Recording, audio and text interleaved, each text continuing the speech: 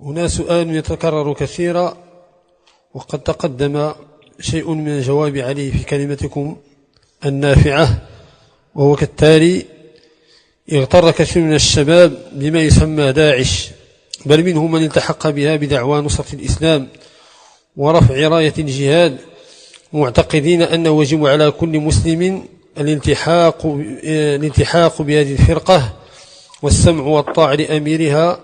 فنرجو من فضيلتكم كلمة تنصحون فيها هؤلاء الشباب. هذه كما أشرت أنا إليها في أثناء كلمتي هذه، فهذه الدولة التي تسمي نفسها دولة ليست بدولة.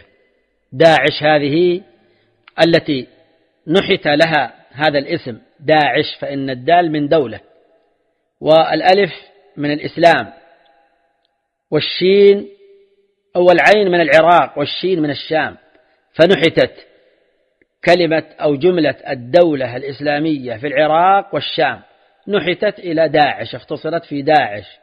هذه لغة النحت كما يقال، مثل طاحين يعني طه حسين، فالنحت دخلها، فلما دخلها تحرفت إلى هذا أو اختصرت إلى هذا داعش، إشارة إلى دولة الإسلام في العراق والشام كما يسمون أنفسهم.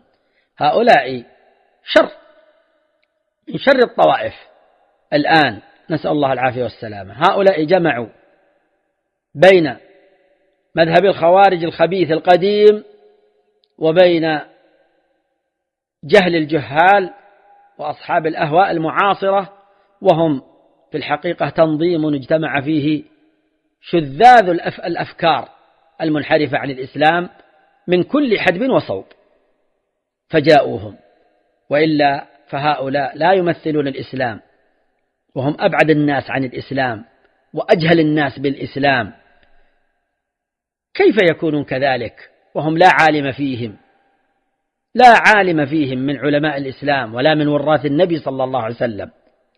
والدليل على ذلك ما قاله ابن عباس رضي الله تعالى عنهما لما جاء إلى الخوارج الأولى، حينما قال لهم جئتكم من عند أصحاب رسول الله صلى الله عليه وسلم وما أرى فيكم واحدا منهم، دل ذلك على ضلالهم، إذ لم يكن معهم أحد من الصحابة رضي الله عنهم، فدل ذلك على أن مذهبهم منحرف. وهكذا هذه الطائفة التي تسمى بداعش ليس فيهم عالم من علماء الإسلام، لا من حفاظ الحديث ولا من المفسرين ولا من الفقهاء، وإنما هم مجموعة من الخوارج الجهلة الذين هم شر على الإسلام والمسلمين، نسأل الله العافية والسلامة. وما أفادوا بشيء، وإنما ضروا وأساءوا سمعة الإسلام وشوهوا صفاءه وجماله بين المسلمين الجهل بالإسلام وبين الكفار الذين يريدون سببا يتعلقون به ليشوهوا الإسلام وأهله.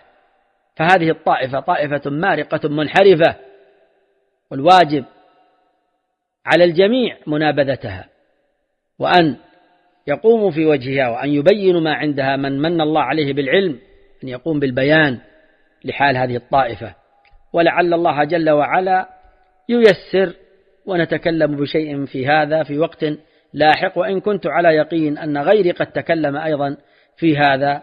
والمقصود من ذلك أن الذين يذهبون إلى هذه الطائفة أو إلى هذه الفرقة هذا قد غرر به، لعله غرر به بعض من يجالسه من الجهل ومن أصحاب الأهواء الذين لا نصيب لديهم من العلم الموروث عن رسول الله صلى الله عليه وسلم. نسأل الله العافية والسلامة.